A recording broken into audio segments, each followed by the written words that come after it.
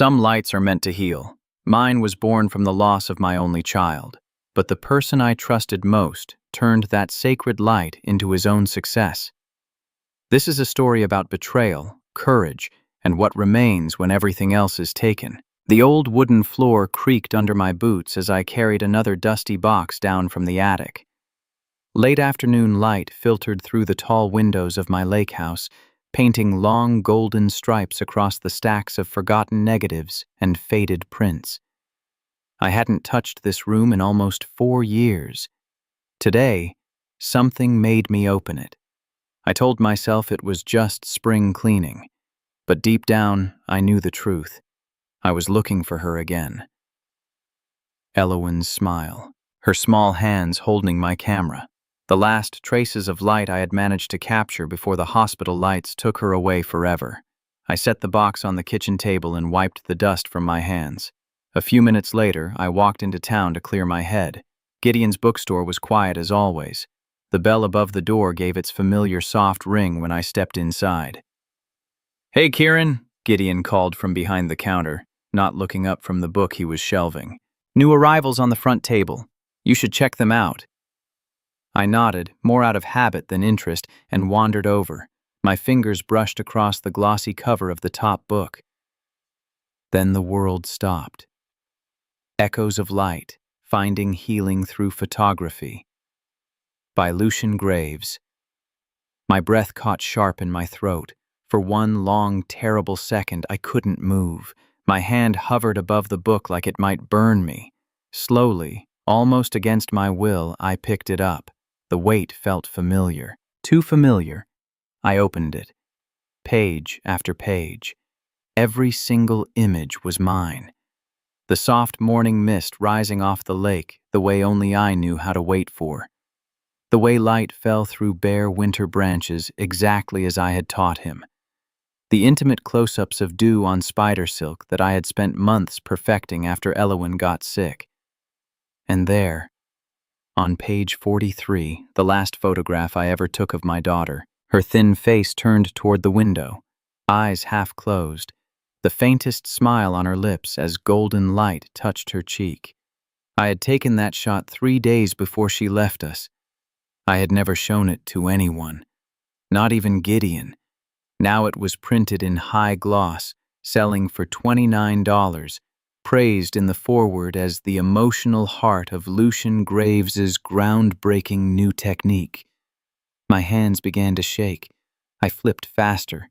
Every chapter, every image, every delicate play of shadow and light that I had created in the darkest months of my life, all of it stolen. And on the back cover, in bold letters, Lucian Graves shares the exclusive Echo of Light method that has already helped thousands find peace. I felt my knees weaken. I gripped the edge of the table so hard the wood bit into my palm. Lucian, my student, the quiet 23-year-old boy I had taken in when no one else would. The boy I had fed, housed, and taught for 2 full years. I had shown him how to wait for the perfect moment, how to speak to light like it was alive. I had poured every broken piece of my soul into those lessons after Elowen died, hoping the work would save me, and maybe save him too. And now he was calling it his own. Beautiful book, isn't it? Gideon's voice came from behind me, warm and proud. Sold out twice already. People say it's changing lives. I couldn't answer. My throat had closed tight. All I could do was stare at my own daughter's face staring back at me from someone else's book. The same face I had kissed goodbye in a cold hospital room. The same light I had desperately tried to hold on to so I wouldn't forget what hope felt like. Now it belonged to Lucian Graves, and the whole world was thanking him for it. This is the story of how everything I created to survive the loss of my child was taken from me by the one person I trusted most. It's about betrayal that cuts deeper than grief. But more than that, it's about what happens when a broken man finally decides that some truths are worth fighting for, even if the fight might destroy what little peace he has left. Because some lights should never be allowed to be stolen. I drove home from Gideon's bookstore in complete silence.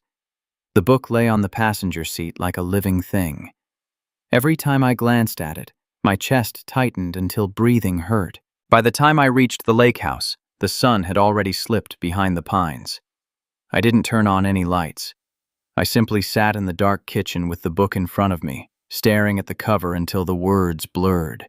Lucian Graves, my student, my trust. For the next 3 weeks, I chose silence. I told myself it was self-protection. After Elowen died, I had walked away from exhibitions, interviews, and the entire photography world for a reason. The spotlight had become unbearable. I couldn't survive losing anything else. So I buried the pain the only way I knew how. Every night after sunset, I would walk down to the edge of the lake, carrying a small wooden box. Inside were the original negatives and prints I still kept closest to my heart. I would sit on the old dock, wrap my coat tighter against the cold wind, and slowly flip through them by the light of a small lantern. Each photograph brought Elowen back for a few fragile seconds, her laughter echoing across the water. The way she used to tilt her head when she spotted a perfect shaft of light. The quiet afternoons when she was too weak to speak, but still pointed at the camera, urging me to keep shooting. I had created the echo of light technique in those final months, not for fame, but to survive. To turn unbearable grief into something gentle and beautiful. Something that might help others feel less alone in their darkness. Now someone else was selling that gentleness and getting rich from it. The anger didn't come in loud waves. It came slow, heavy, like stones being stacked one by one inside my chest until I could barely stand straight. Gideon was the first to notice. He showed up one rainy afternoon with 2 cups of coffee and that quiet, steady look only old friends can give. We sat on the covered porch watching the lake disappear behind sheets of gray rain. "You've been different since that day in the store," he said softly, not pushing, just stating truth. "You barely speak. You don't smile anymore. Even your shoulders look heavier." I stared into my coffee, watching the steam rise and vanish. "I don't want to go back there, Gideon," I finally whispered. "I left that life for a reason. The lights, the praise, the expectations, they almost killed me once. I can't do it again." He nodded slowly, giving me time. "But Kieran, this isn't just about you anymore. That boy is out there teaching your technique in workshops. People are paying good money to learn what you created from the deepest pain of your life, and they think it belongs to him." I didn't answer. 2 days later, a soft knock sounded at my front door just after dusk. When I opened it, a young woman in her early 20s stood there, hood pulled up against the drizzle. She looked nervous, shifting from foot to foot. "Mr. North?" she asked quietly. "My name is Raven Quill. I've been taking Lucian Graves' workshop for the last 6 weeks." I felt my stomach drop. She glanced over her shoulder as if afraid someone might see her, then pulled a small notebook from her bag. The pages were worn, edges curled. "I found this in the supply closet after class. Lucian told us to throw out old materials, but I looked inside." She opened the notebook. My own handwriting stared back at me. Careful notes I had written years ago during our private sessions. Diagrams of light angles, timing for golden hour, personal reminders about patience and emotion. At the bottom of one page, my signature was still visible, though someone had tried to scratch it out and rewrite a different name above it. Lucian's name. Raven's voice trembled slightly. "I don't know what's going on, sir, but this doesn't feel right. The way he teaches, it's exactly what you created. He even uses some of your phrases. I thought you should know." She handed me the notebook like it was something fragile. I took it with shaking hands. For a long moment, I couldn't speak. The old wound of losing Elowen cracked open again, sharper this time, because now it carried the sting of betrayal. That night, after Raven left, I sat alone by the lake once more. The lantern flickered beside me. The notebook lay open on my lap. Part of me wanted to burn every page and forget I had ever touched a camera. Another part, quieter but growing, whispered that if I stayed silent, Elowen's light would disappear completely, not just from the world, but from my own memory too. The next evening, Gideon came by again. We stood together on the dock as the last light faded from the sky. I finally spoke the words that had been choking me for weeks. "I don't want revenge, Gideon," my voice cracked. I swallowed hard and looked out across the dark water. "I just want people to know the truth, before I forget that I ever existed at all." The words hung in the cold air between us.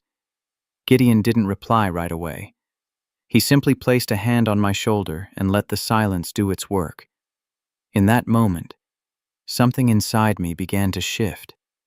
The fear was still there, heavy and real, but for the first time in years, a small, trembling spark of something else had appeared. Responsibility. And maybe, just maybe, the first faint beginning of courage. The notebook Raven gave me stayed on my kitchen table for 3 long days. I walked past it dozens of times, pretending I didn't see it. Each time my eyes touched the pages, my stomach twisted with old fear. The fear of being seen again. The fear of having my grief dragged back into the light. On the 4th evening, Raven returned. She didn't knock loudly, just a soft tap, almost hesitant, like she was afraid I might not open the door. When I did, her face was pale under the porch light. She held her phone in both hands as if it might break. "Mr. North, I recorded something yesterday during Lucian's workshop. I wasn't planning to.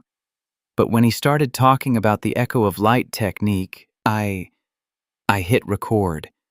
She swallowed hard, then pressed play. Lucian's confident voice filled the quiet room. "This method came to me during one of the darkest periods of my life. My mentor, the one who's no longer with us, taught me the foundations, but I refined it into what you see today. The echo of light is my vision now, my way of turning pain into something healing." He paused for half a second. Then, as if catching himself, he quickly added, "I mean, it's my own idea, completely original." The correction was smooth, professional, but the slip was there, clear as daylight. I stood frozen, staring at the small screen. My heart hammered so loudly I could hear it in my ears. That single phrase, "my mentor, the one who's no longer with us," hit me like a physical blow. He had spoken about me, as if I were dead, as if the man who taught him everything had simply vanished. Raven looked up at me, eyes wide with worry. "I'm sorry," she whispered. "I know this must hurt, but I couldn't keep it to myself anymore." That short video became the spark. The next morning, for the first time in 4 years, I left the lake house and drove 2 hours to the city. My hands gripped the steering wheel so tightly my knuckles turned white. Every mile felt like stepping back into a life I had buried. Freya Lang's office was on the 3rd floor of an old brick building downtown. When I walked in, she stood up from behind her desk, a sharp-eyed woman in her late 40s with calm, steady energy. I placed the notebook, the book, and Raven's phone recording in front of her without saying much at first. Freya listened in silence as I finally found my voice. When I finished, she leaned back in her chair and studied me for a long moment. "This isn't simple plagiarism, Mr. North," she said quietly. "This is large-scale commercial fraud. He's built an entire brand, workshops and book sales around your technique and your personal images. We're talking serious legal ground here." Her words should have brought relief. Instead, they brought a fresh wave of fear. That same evening, another unexpected message arrived, a text from an unknown number. "This is Sable Crow. I work as Lucian's assistant. We need to talk. Privately, please." We met the following night in a small, dimly lit cafe on the edge of town. Sable was younger than I expected, early 30s, with tired eyes and nervous hands that kept folding and unfolding a paper napkin. "He's planning a second book," she said in a low voice, barely above a whisper. "He wants to use your entire archive. All the negatives you left behind when you stopped teaching him. He told me they're inspirational references, but I know what they really are. She slid a small flash drive across the table. I copied what I could. Dates, notes, everything. He's going to publish it under his name again. I stared at the drive in my palm. For the first time in years, I didn't feel completely alone. Raven had brought the video. Sable had brought the warning. Freya had shown me the law was on my side. The weight of their courage pressed against my fear, and slowly, something began to shift inside me. That night I drove back to the lake house under a sky full of stars. I didn't sleep. Instead, I sat on the edge of my bed until the first pale light of dawn touched the windows.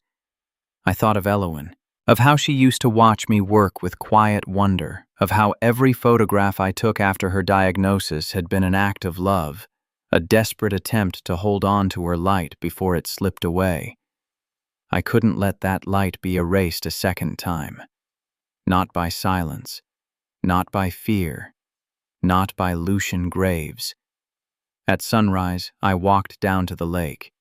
The water was perfectly still, reflecting the soft pink and gold of the new day.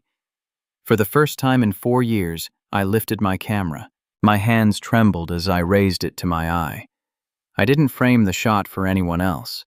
I didn't think about technique or perfection. I simply pressed the shutter once. A single photograph, the first light of morning breaking gently across the quiet water. It wasn't taken for revenge. It wasn't taken for the world. It was taken so I could remember. I was still here. I was still breathing. And for the first time in a very long time, I was ready to fight for what was mine. The letter left my hands on a cold Tuesday morning. Freya Lang had reviewed every word carefully before sending it. A formal legal warning to Lucian Graves, demanding he stop using the echo of light technique and remove my photographs from his book immediately.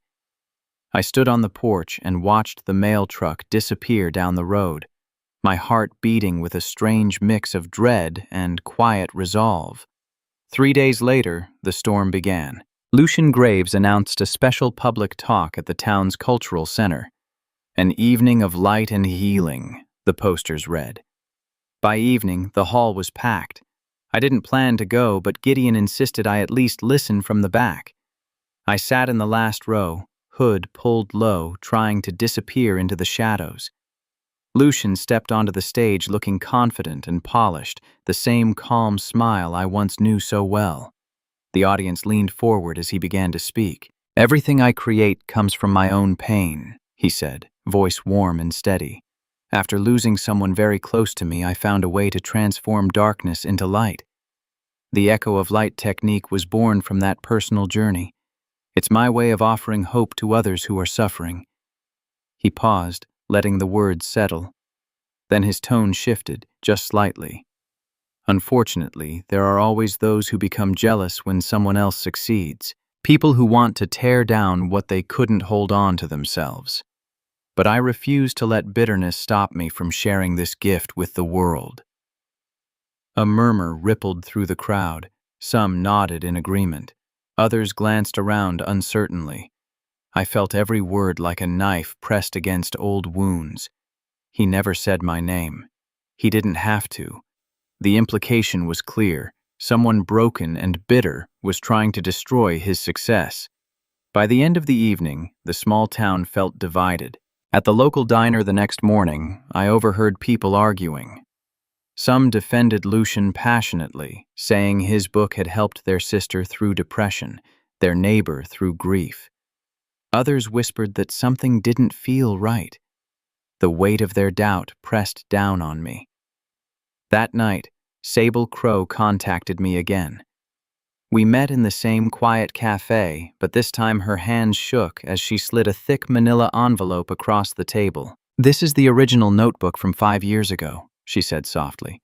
"The one with your handwriting, your signature, and the exact dates. He kept it hidden in his private files. I made copies before he could destroy them." I opened the envelope with trembling fingers.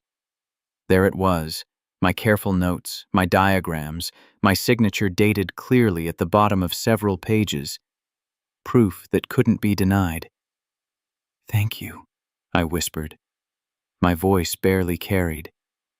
"You're risking a lot by doing this." Sable looked down, eyes glistening. "I believed in him once, but this isn't right." Before she left, she added one more painful piece of news. "Raven Quill was fired this afternoon. Lucian accused her of betrayal. She's devastated." The words hit hard. Raven had only tried to do what was honest. Now she was paying the price for my fight. I drove home through pouring rain, the wipers moving rhythmically across the windshield. When I finally stepped inside the dark house, I didn't turn on the lights. Instead, I walked straight into the small dark room at the back of the house, the room I hadn't entered in years. The familiar smell of chemicals hit me first. I stood there in complete darkness for a long time, breathing slowly. Then, with shaking hands, I turned on the red safe light. One by one, I pulled out the prints I had hidden away. And there she was, the very last portrait I ever took of Elowen. Her face soft in the gentle window light, eyes half closed, a faint, peaceful smile on her lips. I had never shown this image to anyone.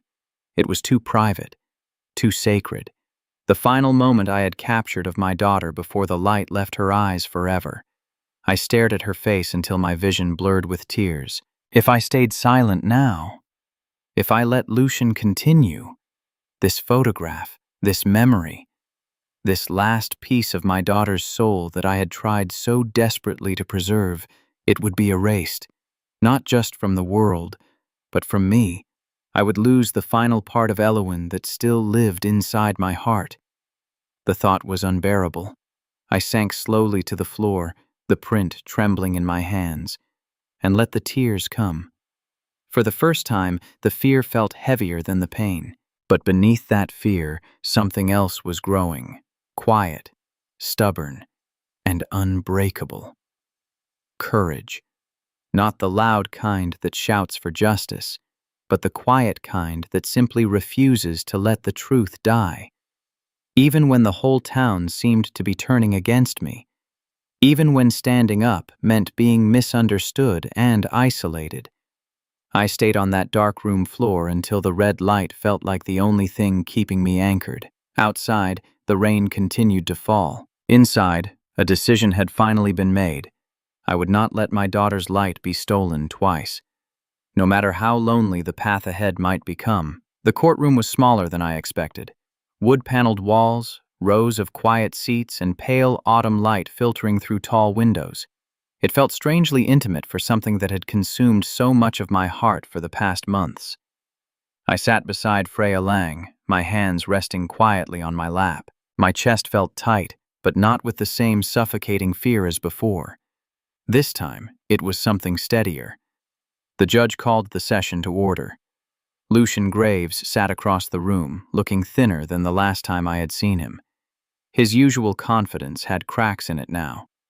When Freya presented the original notebooks, the dated signatures, the photographs, and the video recording, the air in the room grew heavy. Then Sable Crow took the stand. Her voice was soft but clear as she described what she had witnessed.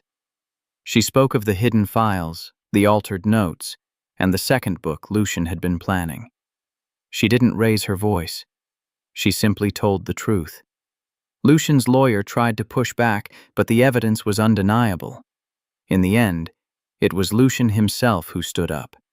His shoulders were no longer square and proud. He looked at the judge, then briefly at me before speaking. "I acknowledge that I used Kieran North's technique in photographs without permission," he said, his voice low. "I should never have claimed them as my own." The words hung in the quiet room. The judgment came swiftly. Lucian was ordered to pay substantial damages and immediately withdraw every copy of his book from sale. He would have to issue public corrections and could no longer use the Echo of Light technique or my images. When it was over, I stepped outside into the cool autumn air. Freya walked beside me for a moment. "You don't have to take all the money, Kieran," she said gently. "But it's yours if you want it."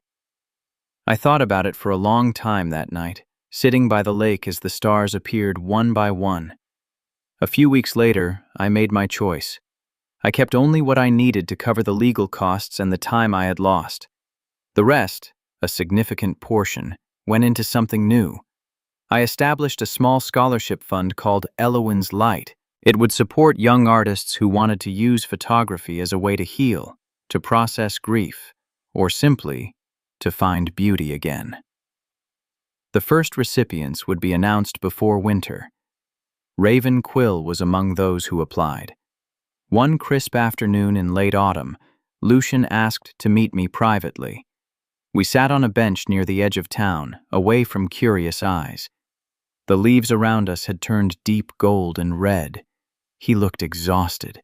"I'm sorry, Kieran," he said quietly, his hands clasped tightly together. "I convinced myself I was making your work better, that I deserved it more because you had walked away. I was wrong." I looked out across the field for a long moment, feeling the cool wind brush against my face. "I don't need your apology, Lucian," I replied, my voice calm and steady.